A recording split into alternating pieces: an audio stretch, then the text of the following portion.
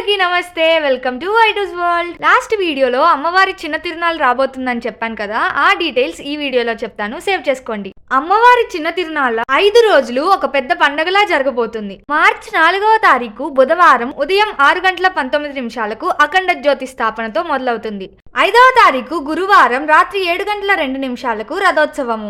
6వ తారీఖు శుక్రవారం రాత్రి 10:02 దివ్య ప్రభోత్సవము.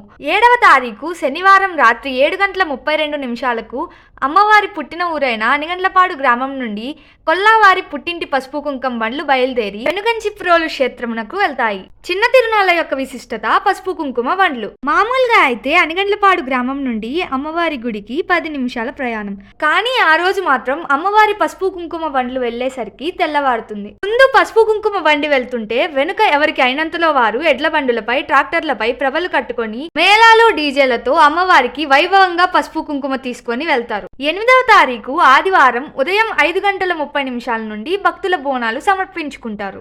ఈసారి తిరునాళ్ళు మాత్రం అస్సలు మిస్ అవ్వద్దు.